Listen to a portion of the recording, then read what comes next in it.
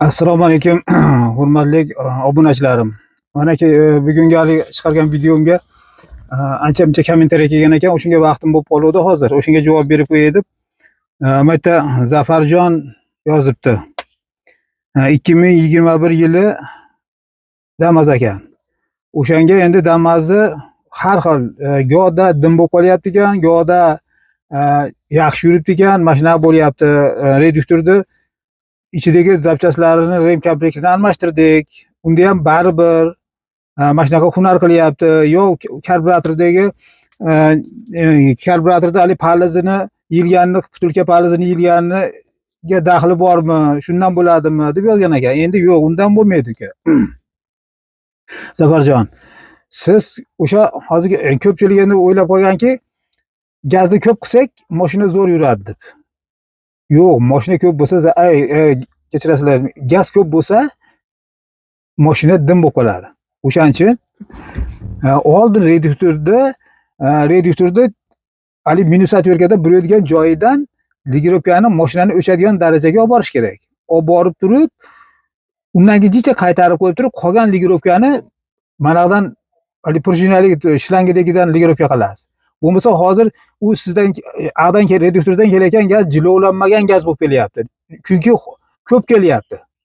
Ko'p o'zi samoxod o'zi kelyapti. O'shaning uchun ko'pligi uchun ag'dan qisqartirib qo'yib turib, bag'dan endi ligirovka har qancha ozsiz ham bo'laveradi, xohlaganda qilib ligirovka qilaverasiz. Shunda mashinangiz tekis ravon yuradi. Undan keyin hali vozduxni teshigini oldidagidan shu chinchalarni sig'adigan qo'ying.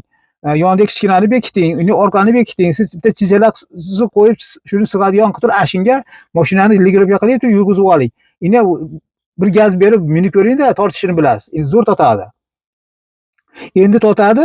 Shetida endi agar bokingizda benzin bo'ladigan bo'lsa, endi siz hali vozduxlarni toraytirib, chinchalar sig'adigan qilib qo'ydingizda, shuni evaziga benzin tortib qo'yish xavfi bor.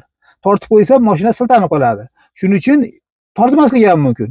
Endi agar poqlarda tortib qoladigan bo'lsa, sekin shlangani sug'urib turib, bitta salafan bilan vaqtinchalik bekitib turib, gazni o'zida yuraveradi. Gazni o'zida yuraverasiz. Qachon bir zarlar topsa, benzinga ulab olsangiz bo'ladi. Undan keyin yo bo'lmasa kranik qo'yib qo'ysangiz ham bo'ladi. O'sha yerda o'ziga shunday qilib ko'p Damasda kranik qo'ygan, kranik qo'yib olsangiz ham bo'ladi. Ashuna qilsangiz, mashinangiz bir xilda yuradi. Xullas, sizda hozir gazni rasxoti ko'p. Jilovlanmagan gaz ketyapti. O'shani evaziga har xil bo'lib qolyapti.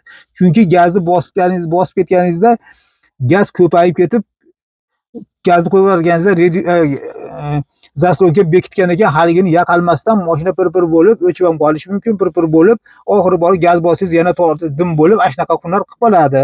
O'shaning uchun siz oldin reduktorda o'zidan gazni ozaytiringlar. Ponni ozaytirib, ichi ochib turib, qolganini bag'dan ligirovka qilib ochaverasiz. Ashunda mashina zo'r bo'ladi. U haligi karburatorda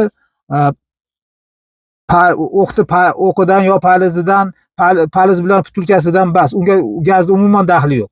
Benzinda daxli bor. Gazga umuman uni daxli yo'q. U nimadan o'qidan bo'lmaydi. O'qini yilgandan bo'lmaydi.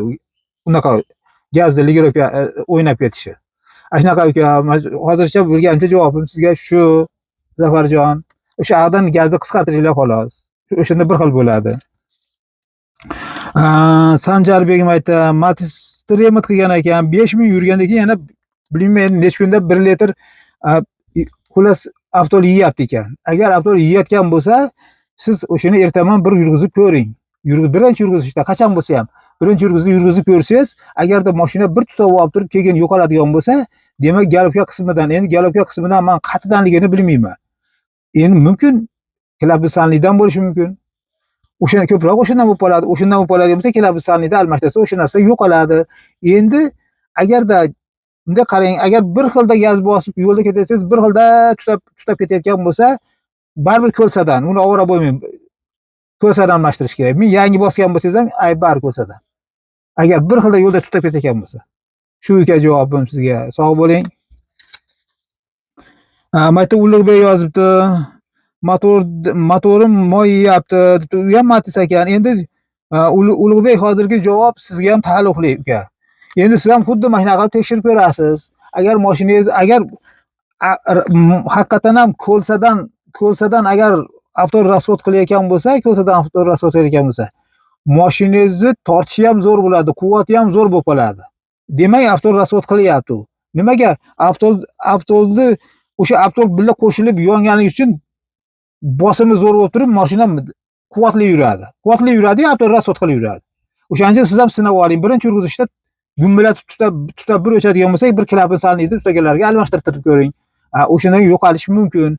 Agar bir xilda tutab yuradigan bo'lsa, uni baribir motorda remont qilishga ochish kerak. Motorda remont qilmasa bo'lmaydi. Ko'sani o'zini qo'yib qo'ygan bilan ham bo'lmaydi. Ko'sani o'zini qo'yib qo'ysangiz 2 oyga bormay yana o'sha eski holatga tushib qoladi. Uni shuni ochasiz-u, gizoporshon qilib, shildirib, gizoporshon qilib, chiroyli qilib qo'yasiz uka. O'shandan keyin mashina yaxshi bo'ladi ukalar.